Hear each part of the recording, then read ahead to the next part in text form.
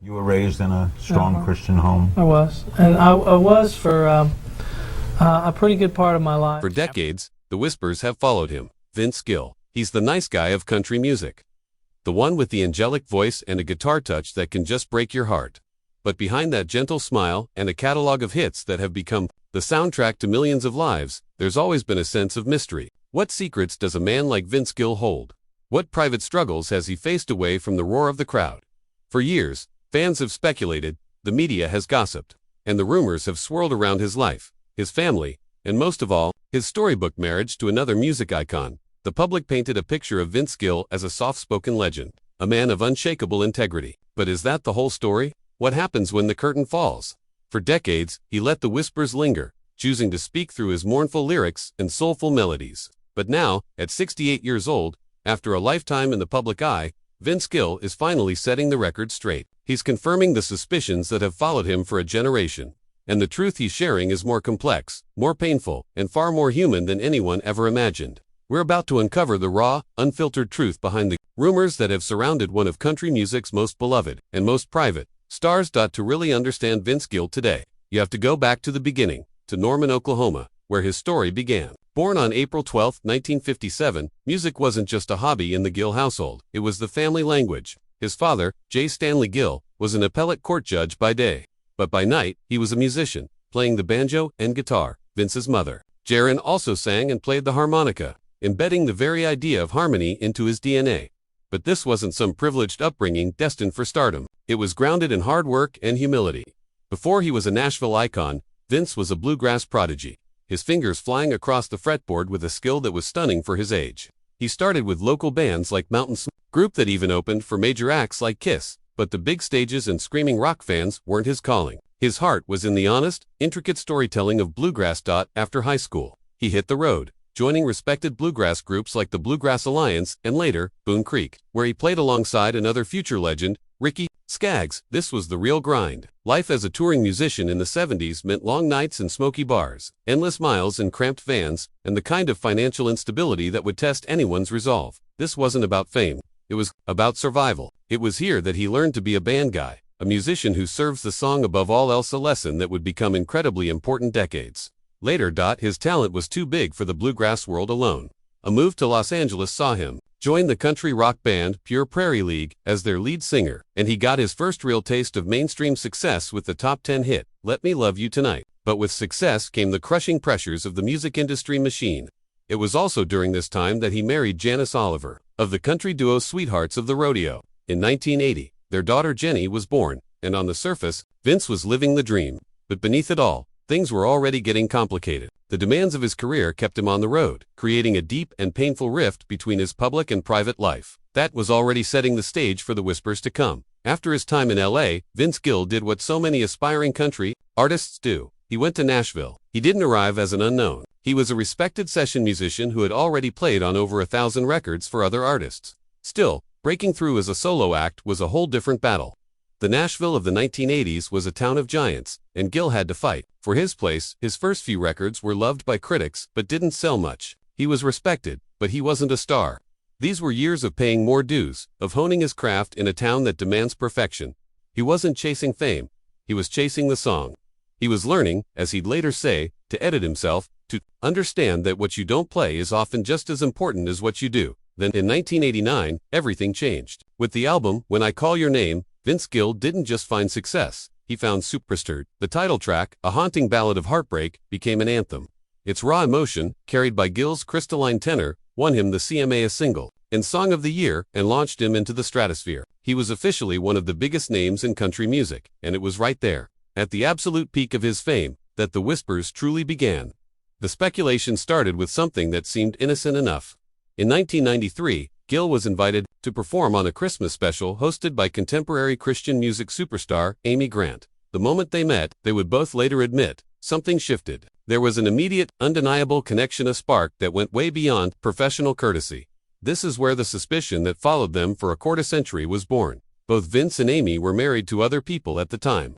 Yet, their bond was palpable. The tabloids had a field day. They were photographed together, spoke glowingly of each other in interviews, and their friendship was put under an intense microscope. Fans were left to wonder and gossip. Was this just a friendship, or was there more happening behind the scenes? For years, they denied any rumors of an affair, and Gill has always maintained that their relationship stayed platonic until after their divorces. But he is finally confirming the emotional truth that everyone suspected. They had fallen for each other long before they were free to act on it.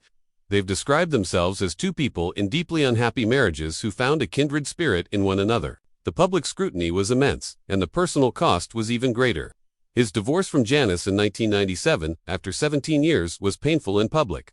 He was judged harshly, especially by conservative elements of Amy Grant's fanbase. This wasn't some triumphant march toward a new love.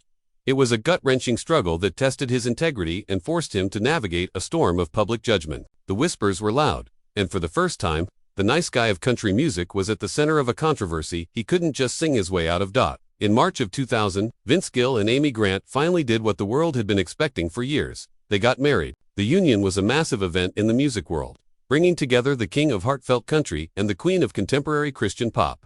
On paper, it was a fairy tale. But in reality, their happily ever after was the start of a whole new set of struggles. The first problem was the backlash. While Gill's fans were mostly accepting, a huge part of Amy Grant's Christian fanbase felt betrayed.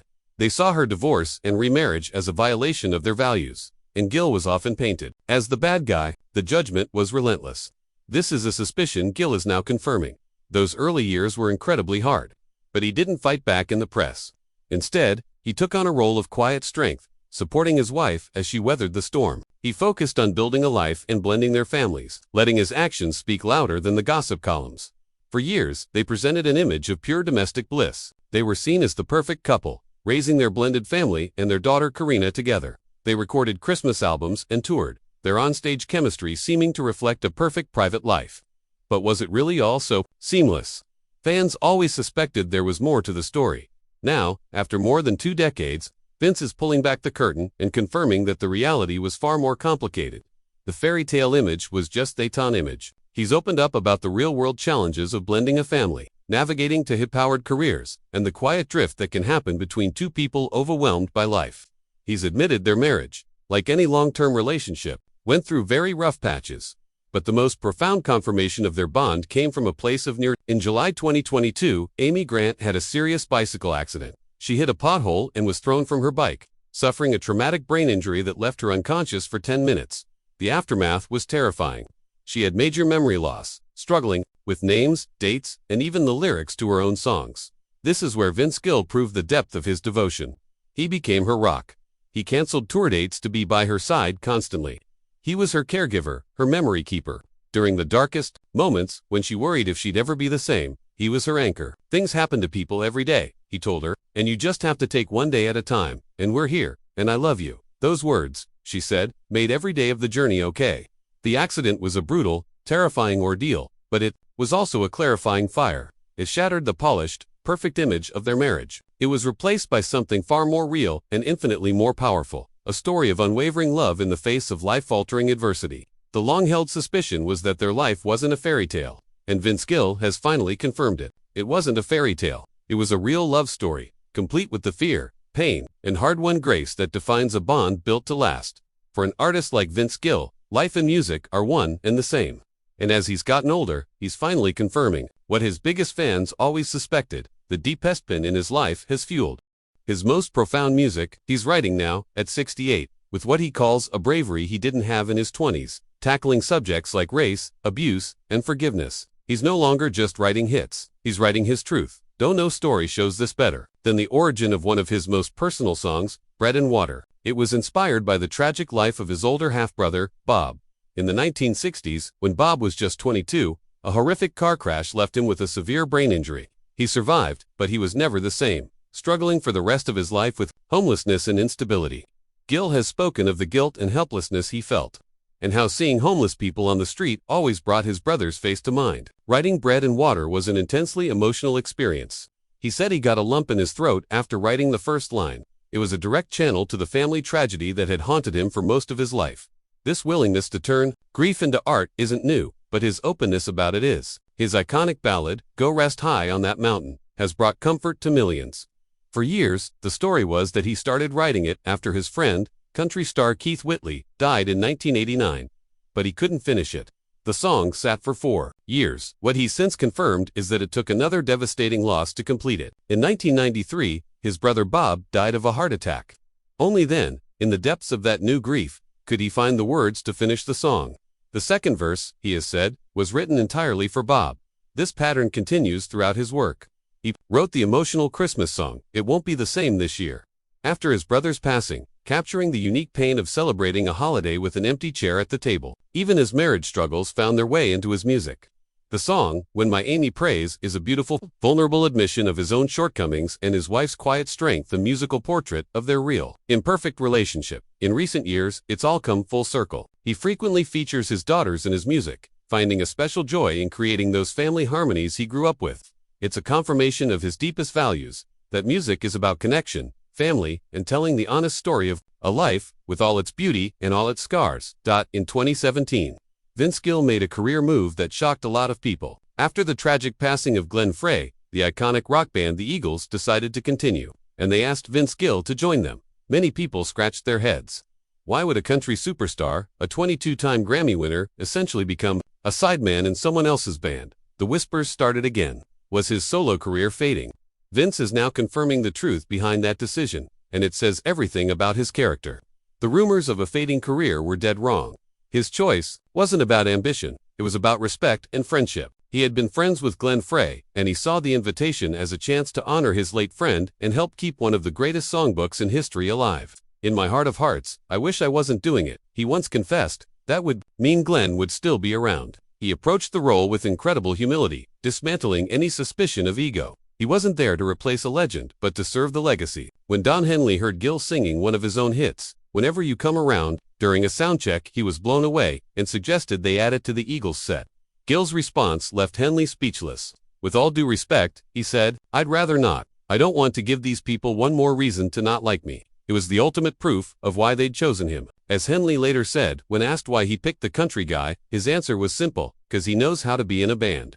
Since 2017, Gill has toured the world with the Eagles, playing rhythm guitar and singing lead on the songs Frey made famous. But now, another chapter is beginning, one that confirms his own story is far from over. Gill has embarked on major solo tours again, celebrating his decades-long musical journey. After years of honoring a friend's legacy, he's taking center stage to celebrate his own, often culminating in celebrated residencies at Nashville's legendary Ryman Auditorium. It's a full-circle moment, confirming that Vince Gill, the band guy and the humble friend, is also, and will always be, one of music's most enduring solo legends. So, when you peel back the layers, what's the real story? Vince Gill is confirming. The whispers were never about some hidden scandal. The reality is something far more human. He's confirmed that the fairy tale marriage to Amy Grant was a real one, forged through hardship and near tragedy into an unbreakable bond. He's confirmed that the man with the gentle smile has carried a heavy weight of grief, bravely channeling that sorrow into the music that has healed so many. And he's confirmed that his famous humility isn't an act, it's the core of who he is. That the great revelation isn't about what he did wrong, but about how he's navigated life with grace and integrity. He's not the one-dimensional nice guy. Of his public persona, he's a man of deep complexity and quiet strength. The suspicions were right. In one sense, there was always more to Vince Gill than met the eye. But it wasn't a darkness he was hiding. It was a powerful humanity, in all its messy, beautiful, and heartbreaking glory. What's your favorite Vince Gill song or memory? Does hearing the stories behind the music change how you listen to it? Let us know in the comments below. And for more untold stories of country music's biggest stars, don't forget to like this video and subscribe.